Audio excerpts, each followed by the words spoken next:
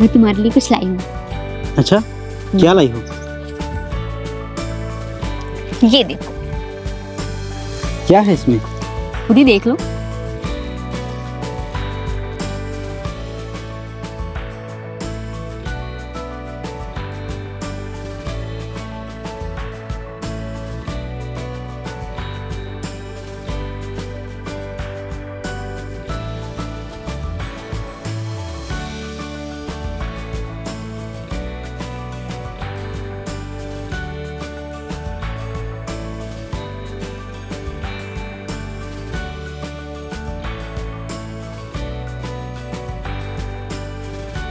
कैसा लगा? ये तो बहुत ही अच्छा है।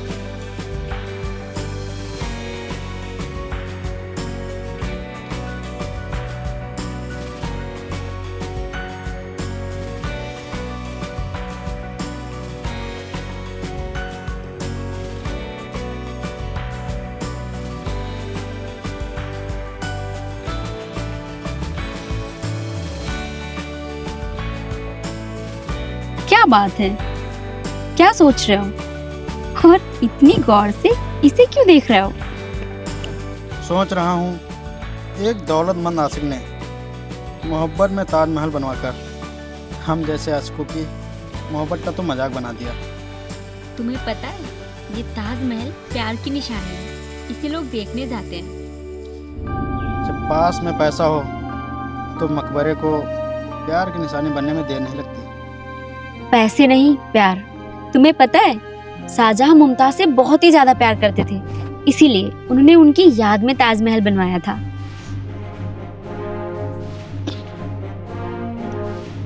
एक वो थे जिन्होंने मोहब्बत में ये ताजमहल बनाया, और एक मैं हूँ जो मैं तुम्हें ये ताजमहल का प्रतिरूप भी तुम्हें गिफ्ट नहीं कर पा रहा हूँ, वो भी मुझे तुम ही कर रही हो। ओहो, मैंने तुमसे कितनी बार कहा है, मुझे तुमसे कुछ भी नहीं चाहिए। धन दौलत रुपया पैसा कुछ भी नहीं, मुझे सिर्फ तुम और तुम्हारा प्यार चाहिए। मैं उसी प्यार के सहारे अपनी जिंदगी गुजार लूंगी। निशा, क्या तुम सच कह रही हो? तुम सच में मुझसे इतना प्यार करती हो? हाँ बाबा हाँ, मैं तुमसे बहुत प्यार करती हूँ, और तुम अमीर हो या गरीब, इससे मुझे कोई फर्क नहीं पड़ता। अगर मैं तुमसे प्यार नहीं करती तो शादी के लिए कितने रिश्ते आए थे, मैं उन्हें मना क्यों करती? अच्छा ठीक है, मैं चलती हूँ, फिर मिलेंगे। ठीक है, बाय। ठीक है।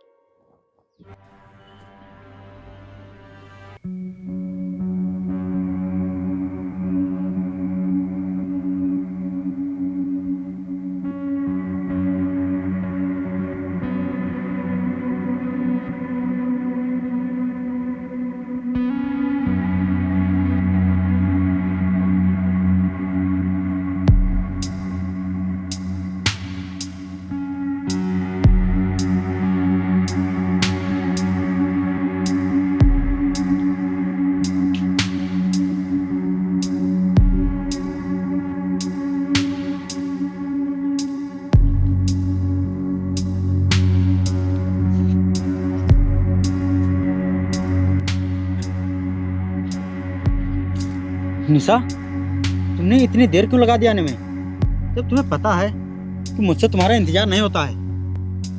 एक एक मिनट पूरा 1 घंटे के बराबर लगता है, और पूरे 30 मिनट हो गए हैं मुझे तुम्हारा इंतजार करते करते। कहाँ रह गई थी तुम? अरे वो घर में सब लोग थे, इसीलिए आने में देर हो गई। चलो हम लोग बैठकर बातें करते हैं। क्या हुआ निशा, तुम आज इतनी परेशान क्यों हो?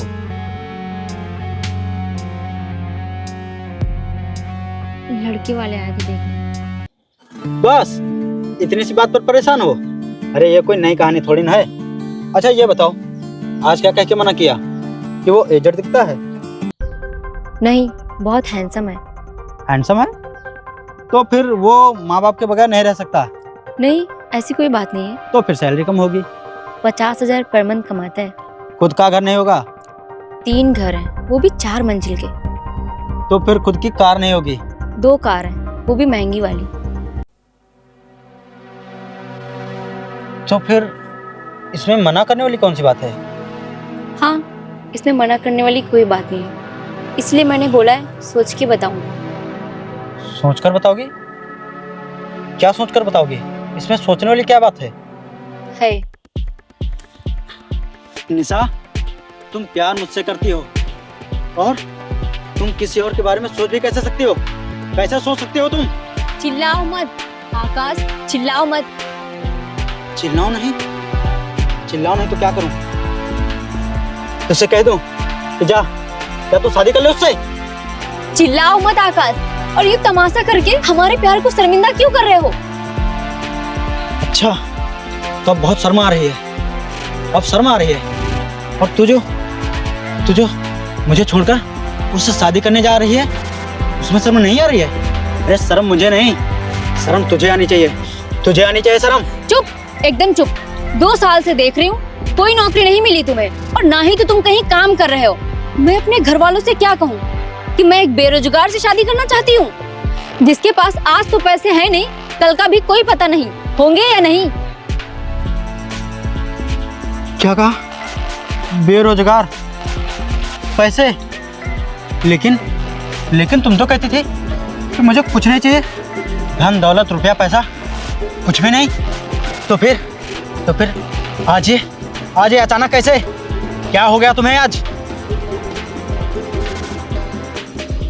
क्योंकि मैं तुम्हारे प्यार में अंधी हो गई थी, इसीलिए मुझे जिंदगी की सच्चाई दिखाई नहीं पड़ रही थी। अब मेरी आंखों से तुम्हारे प्यार की पट्टी उतर गई है।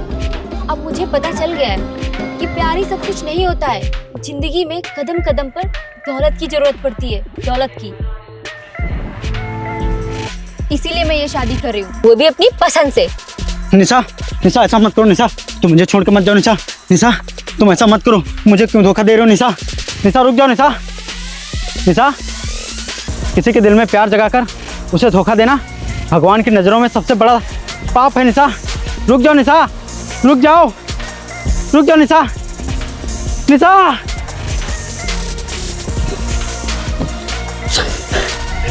रुक जाओ।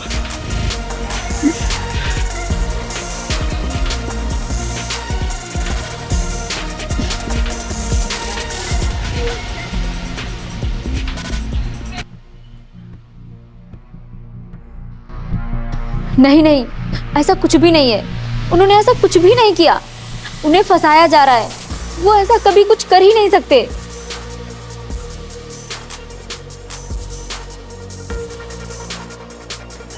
नहीं वकील साहब, कुछ तो करिए, कोई तो उपाय होगा। कौन? डीएम? लेकिन कल तो संडे है और ऑफिस भी बंद रहेगा, और परसों बहुत देर हो जाएगी।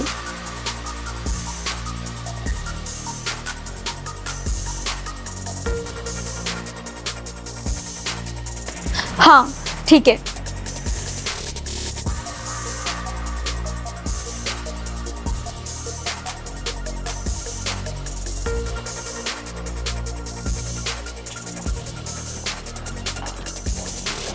नमस्ते सर, मेरे पति को बेवजह जुर्म की दुनिया में घसीटा जा रहा है, जबकि वो ऐसे बिल्कुल भी नहीं है। मैं उनकी पत्नी हूँ निशा। मेरे पति ऐसा बिल्कुल भी नहीं कर सकते, वो बहुत ही अच्छे घराने से ताल्लुकात रखते हैं। सर, कुछ लोगों ने गलत अफवाह फैला दी कि मेरे पति इलीगल बिजनेस करते हैं, इसीलिए इनकम टैक्स वालों ने मेरे घर पे छापा मारा और उन्हें उठा ले गए हैं। सर, मेरी आपसे रिक्वेस्ट है कि आप इस केस को अपनी न्याय दृष्टि से देखें और मेरे बेगुनाह पति को सजा होने से बचा लें।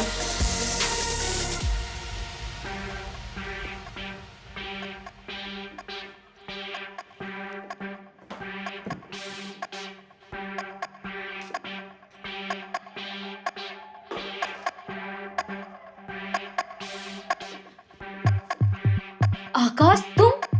और यहाँ? हाँ, मैं यहाँ का डीएम। तो बताइए मिस निशा, आज इस बेरोजगार और गरीब के यहाँ कैसे? आकाश, मुझे माफ कर दो। मुझसे बहुत बड़ी गलती हो गई थी, प्लीज मुझे माफ कर दो। अरे तुम माफी क्यों मांग रही हो? माफी तो मुझे मांगनी चाहिए। जो मैंने तुम्हें देवी समझा था, लेकिन तुम सिर्फ पत्थर की मूर्त निकली। माफ कर दो मुझे, प्लीज मुझे माफ कर दो। आज मैं बहुत ही बड़ी मुसीबत में हूँ। जानता हूँ कि आज तुम बहुत ही बड़ी मुसीबत में हो, लेकिन तुमने कहा था कि जिंदगी जीने के लिए कदम कदम पर दौलत की जरूरत पड़ती है। तो जाओ, आज उसी दौलत से अपने पति को बचा लो। क्या हुआ, आज दौलत कम पड़ गई? अब इसे वक्त की करवट समझो या मेरी मोहब्बत की ताकत। जिसके लिए तुमने मुझे ठुकराया था, आज उसी को बचाने के लिए तुम्हें वापस मेरे पास आना पड़ा। आकाश, प्लीज पुरानी बातें भूलकर मुझे माफ कर दो। मैं तुम्हारे आगे हाथ जोड़ती हूँ, प्लीज मेरे पति को बचा लो, प्लीज बचा लो, माफ कर दो मुझे।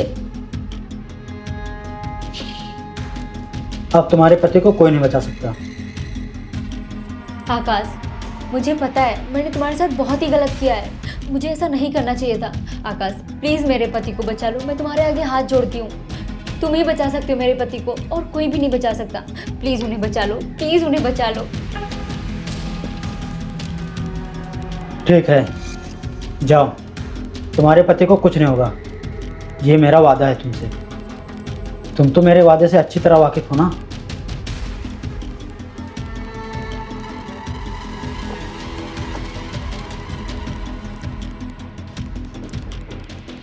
हेलो, हाँ, राजेश मिश्रा को छोड़ दीजिए।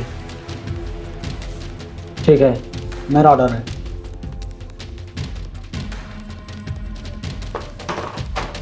ठीक है, जाइए। अब आपके पति घर पहुंचते होंगे।